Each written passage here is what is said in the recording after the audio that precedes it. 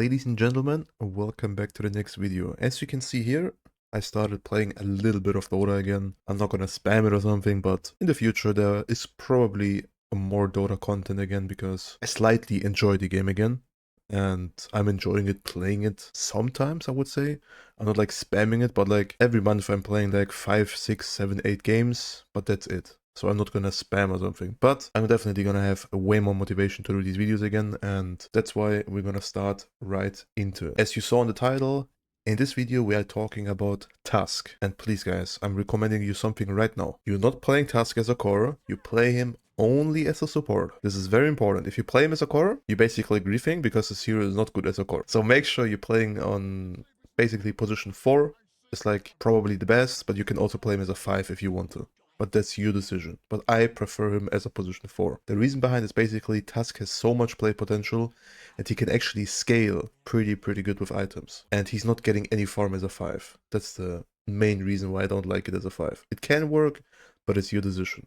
So item build wise, I would always recommend you going the item build I'm having right now. You can switch it up a little bit with like, instead of like buying 2 sets of tangos, you can go for a salve. But in my opinion, like a grenade and a stick is like almost always a must on this hero, because you need the grenade to like get a kill on the lane, and you need the stick to sustain your mana and HP. So these things are very important in the game and in the lane as well. So later on in the lane, it is your decision which of these facets you want to take. My recommendation for that is pretty simple.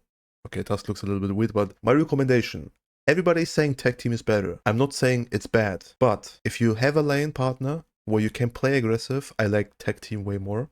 But it also depends what enemies you are facing. Because if you want to play more defensively, in my opinion, Drinking Buddies is so much better. And I'll be honest, I love Drinking Buddies way more than Tag Team, even though it got heavily nerfed. I just like the aspect of like saving somebody and like turning around an entire fight or something. It's just like a very cool mechanic you can abuse. You also saw it at TI that people abused it before it got nerfed because it was actually pretty broken. But like, I like Drinking Buddies way more. But in my opinion, if you have a lane that is aggressive, you can go for Tag Team. And if you want to play more defensively, go for Drinking Buddies. Because for example, in this lane, Venge Tusk is not bad, but I see a Shadow Demon and a Monkey King. And that's basically the reason why I go for Drinking Buddies, because I know they will start going on us. We got the easy deny, I think. Maybe, lol. We're just trying to like secure some CS, we're kind of chilling. Like right now I see my Vengers getting gone on, I'm just like saving him with Drinking Buddies. Sadly I couldn't block the camp, I think. Actually I did with a sentry, which is pretty good. This is like important as a task. You always want to make sure you're playing on the left or on the right side if you play on the other side of the map for the camps. Because you need to block them and you need to try to unblock your bit camp if it's possible. Because Tusk is like very bad when it comes down to straight laning against heroes that are like strong against him. For example, Monkey King and Shadow Demon. Like right here, I'm just like trying to tank for my bench a little bit so you can get some CS and we get some experience. Works perfectly fine. I'm getting zoned a bit by the Monkey King, which is okay. The small camp is still blocked because the Shadow Demon did not reward it as far as I know. So I'm pretty happy with that. Like right now, I just leave my bench solo experience, which is like the goal. You want your level 2 on the task, and then you want to try to leave some solo experience for your offlaner, because usually they struggle, especially if you have a offlaner that is like not the strongest on the lane, because Venge is actually not like very strong in my opinion. Like Venge is okay, but overall, I don't know. So the peaks on Tusk are basically in the laning stage level 2, level 3, because you're gonna get your shards or your snowball, or just like both of them, and then you just need to secure your lane. Like Tusk is not like a hero where it's insanely snowballing. It can happen, yes, but you need the right heroes for that. For example, you're playing Tusk Viper against a Monkey King, and the Monkey King is completely useless, for example. But like most of the time, your offlaner is picking some random shit, so you're gonna pick a Tusk, and he's gonna pick a Mars or something. So just make the best out of it and play defensively and not too aggressively. Like right here, I fucked up my shard, shit happens, what can you do? But like overall, don't stress so much out with a Tusk on like owning your lane. Tusk is usually only strong if you have a strong lane partner and if you play against a weaker lane on the enemy side. So don't stress out too much against your enemies. Just play it like I do right now, being the annoying piece of shit that is like always blocking the camp, chilling around, just being annoying. That's all you do. And whenever you see a moment of like going in, you can do it. But most of the time, you should just chill and farm your stuff, get your items, and at some point, you're gonna get your kills and you're gonna have a lot of impact. Like right now, I'm looking for middle rotations on Tusk is like also like very key and very easy to do. But the problem is in this game, for example, I didn't like it and I didn't do it because I have an Earthshaker in the mid lane and enemies have a DP in the mid lane. So, dude, how the hell should I rotate there? It does not work. And these type of things will happen to you every single game, that you're gonna have some weird heroes and you're gonna have a big struggle to like do something or rotate. So right now, I'm just like chilling out. It is kind of obvious by the Shadow Demon that it's warded, because he's playing very like weirdly. So I know it. I'm already placing the sentry. I was like totally fine here, trading my life for the sentry, for the ward, which is totally fine as well. I'm just trying to make some space. Bringing bodies is very good in this sense, because you can just like be annoying, running around, making some space. Sure, at the end, I'm probably dying, sadly, but I made like 10 seconds or 15 seconds of space, and my Vengeful can like farm one wave freely without any problems. We also have a big cam now because I dewarded it, which is perfect, so my Venge can like pull for himself. Now I'm looking for middle, with the as I said before.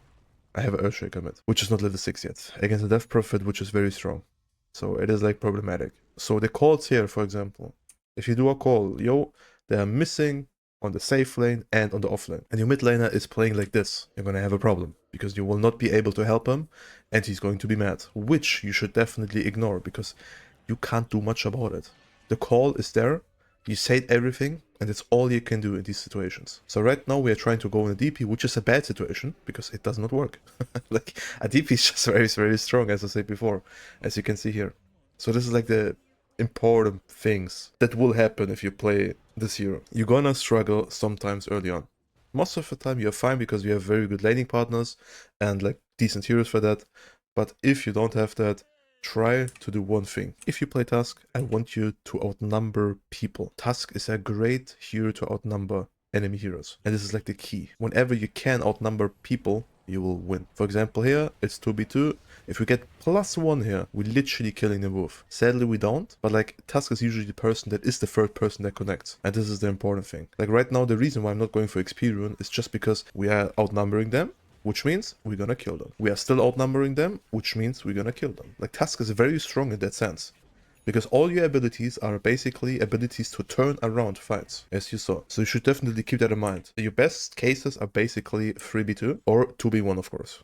So you should abuse that. So later on in the game, Tusk is basically that hero that tries to set up things. Item build wise, you usually don't get so much farm, because Tusk is like very not farm heavy, especially if you mix your E-spell instead of like your Q or shard, like your shards, which is usually Grief, because you don't want to max that. And that's why I think the best items are basically Blink Dagger, Solar Crest, Aghanims, Force Staff, like these type of items that give you the possibility to either support your team or like make your position 1 or 2 stronger, or that gives you the opportunity to like clutch or outplay your enemies and stay alive for longer. Because in teamfights, Tusk is like very, very aggressive and defensive at the same time.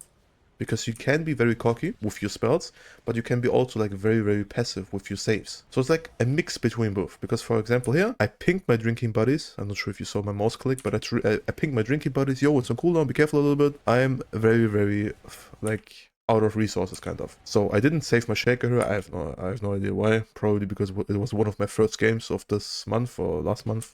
I'm kind of rusty, but I could have saved my shaker there, which was my bad. But like, this is like the aspect I want to tell you. I was very, very aggressive in a position, but my purpose of that is basically being more defensive.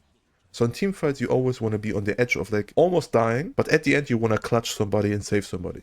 That's basically the goal with this hero. Because later on, as you can see, I'm just like trying to either set up or be the person that is just saving my teammates, which I will always try to do.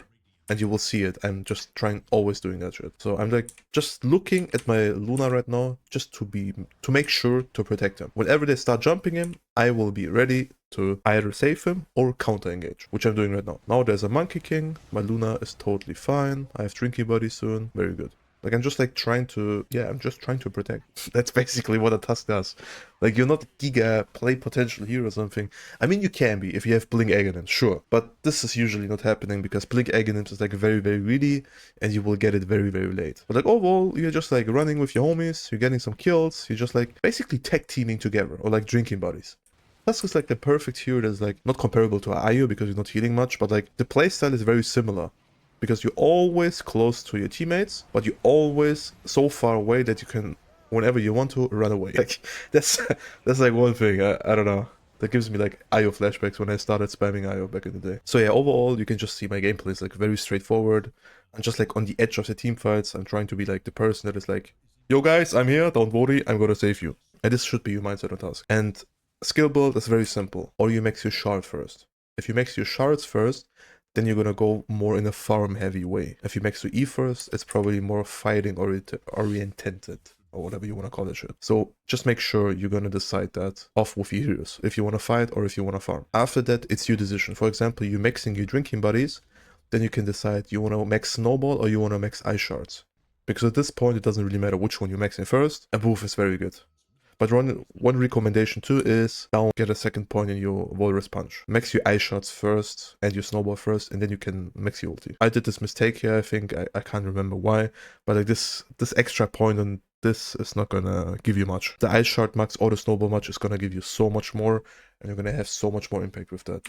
So definitely make sure to follow these tips, and if it helps you, which bullshit I'm sometimes talking, I'm very glad and I'm very proud of you that it helps you and I can help you. So thanks for watching, everybody. And we're gonna see us in the next hero guide. Bye bye. Peace. See ya. 5 up out.